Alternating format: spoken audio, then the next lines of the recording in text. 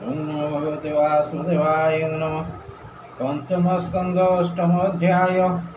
अष्टमे भरत राजन करन्ते विष्णु आराधन मृगभूषणे दले मन लभिले मृगरूपे जन्म। श्रीशुकोवाच शुण राजन सावधाने महानदीरे कदिने स्नान आहिक क्रिया सारी भरत गोविंद सुमरी तीन मुहूर्त जड़े रही एकांत ब्रह्मंकु भावई से क्षणे शुण महिपाल हरिणी एक तृषाकुल मिलिला जलाशय तीरे जल पियई शेष धीरे हेमंत समय राजन भृगेन्द्र भयंकर सुन उठिला अल्प दूर बने जल पियंते अति छन्ने से मृगवधूता शुणी अति चकिते रूपमणि चारि दिगरे से नयन बुलाई अति घन घन निकटे सिंह प्राय मणि अति कातरे से हरिणी जलपान रे तृष्णा तार पूर्ण होइछि नृपवर जल उठिन रातिकारे ढेला मरण जातरे स्वभावे गर्भ होइथिला से गर्भ जलरे पड़िला गर्भ निपाते खेतमती प्राण तेजिला मृगसती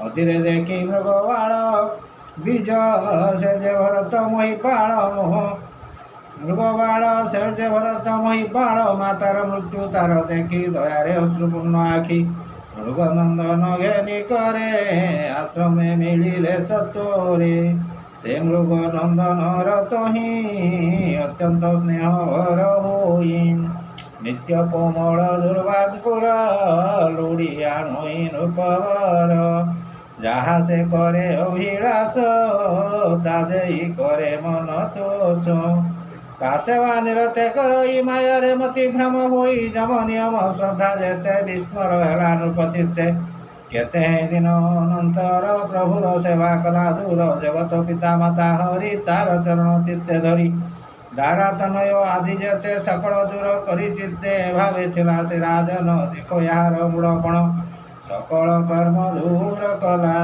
मृगवाळ के मोहन देला विचारे माता पिता भाई यार मान केही नाही आश्रय करी अछि मते मुताकु तेजीवी केमंते ए साधु कर्मर कारण एमंते चिंतिण राजन आसन शयन गमने स्नान भोजन जल पाने मृगवाळ के मोहन तारो निमिष मात्र नुहे दूर काष्ट पका पलाश आनिबारे जेबे से जाई वनस्तरे मृगवाळंक घेनी संगे पथे चलोई नाना रंगे बालक चाली न पारई भरत मने विचारई अत्यंत स्नेह वश होई कंधे ताहाकु सेव होई हृदय आरोपी हर से बाहुरे भिड़े स्नेह बसे स्नान भोजन बेले तार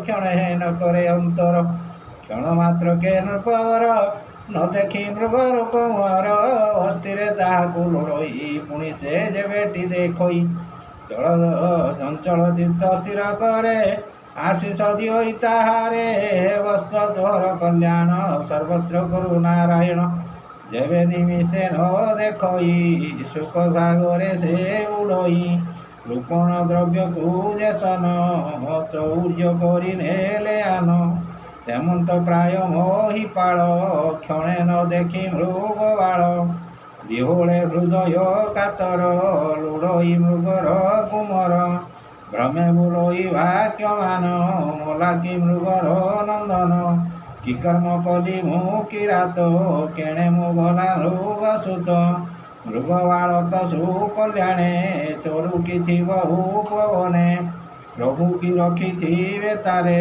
देखिबि नयन गोचरे कियो बा मृगवाळे मोर भकिले व्याघ्र वा कुकुर रविर अस्त काल होई मृग सुत न दिशई सुखिया कूल मोर देही से आसी सुख कूल देई से मृग राजार कुमार मनुज्ञ गमन ताहार क्षण के आश्रम लोकर दुख खंडई निरंतर मिथ्यारे चकु बुझी मुहि क्षण मात्र जेबे रही चकित प्राय से हुई मोहर व्रते लोटई ऋषि कुमारंकर संगे खेलु जे ताई नाना रंगे कोमल तृणी गुर मान कुमरे दियंती वहन ସେ ସର୍ବ ସୁଖ ଦୂର ହେଲା, ମୃଗ ବାଳକ କେଣେ ଗଲା।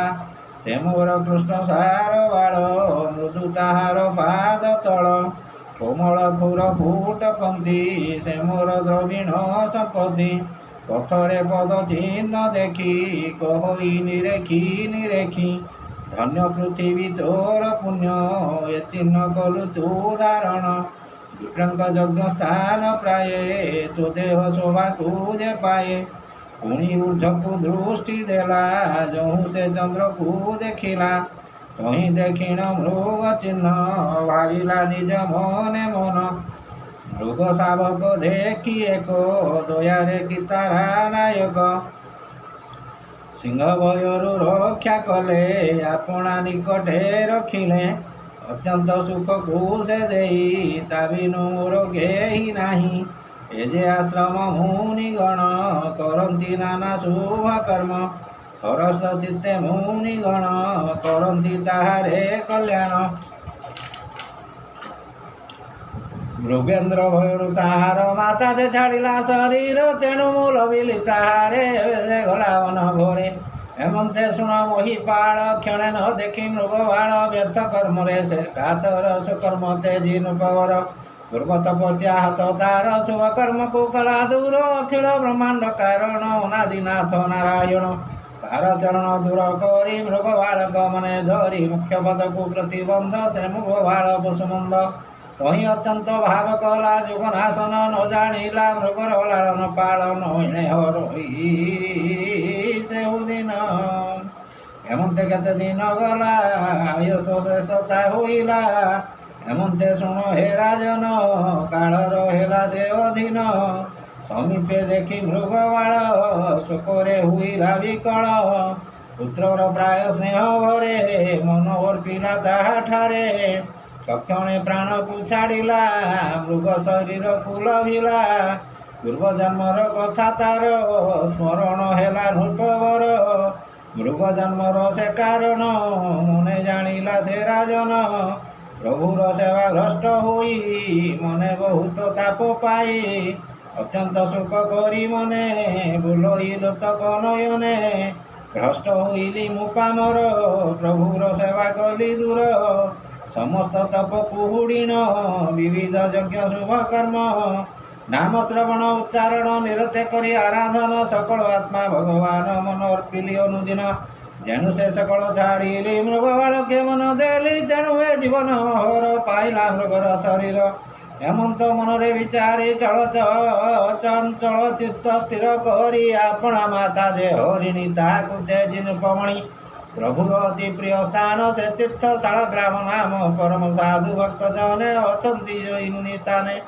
ତହିଁକି ଶୀଘ୍ର ଚଳି ଯାଇ, ରହିଲା ମୃତ୍ୟୁ ବାଟ ଯାଇ। କୁସଙ୍ଗ ଦୋଷକୁ ସେ ଡରି, ମନେ ଚିନ୍ତଇ ନର ହରି। ନିରସ ଦଳ ସେ ଭକ୍ଷଇ, ମୃଗ ଶରୀର ଯିବା ପାଇଁ। ଏମନ୍ତେ କରଇ ବିଚାର, କେବେ ତେ ଯିବି କଳେବର। ଏମନ୍ତେ ଶୁଣ ହେ ରାଜନ, କେବେ ଗଲା ତହିଁ ଦିନ। ସେ ତୀର୍ଥ ଜଳରେ ତାହାର, ତେଜିଲା ମୃଗ କଳେବର। ଯେ ପ୍ରଭୁ ବ୍ରହ୍ମାଣ୍ଡ କାରଣ, ବ୍ରହ୍ମା ଚିନ୍ତଇ ଯା ଚରଣ। ସେ ଚକ୍ରଧର ନାରାୟଣ, ପଦ ପଙ୍କଜ ସୁମରିଣ। କହି ବିପ୍ର ଜଗନ୍ନାଥ, ସାଧୁଙ୍କ ହିତ ଭାଗବତ। ପଞ୍ଚମ ସ୍କନ୍ଧେ ହରିବାଣୀ, ଶୁଣି ସଂସାରୁ ତର ପ୍ରାଣୀ। ଇତି ଶ୍ରୀମଦ୍ ଭାଗବତେ ମହାପୁରାଣେ ପାରମହଂସ୍ୟ ସଂହିତାଂ, ପଞ୍ଚମ ସ୍କନ୍ଧେ ଆଦି ଭରତ ଚରିତମ୍ ନାମ ଅଷ୍ଟମ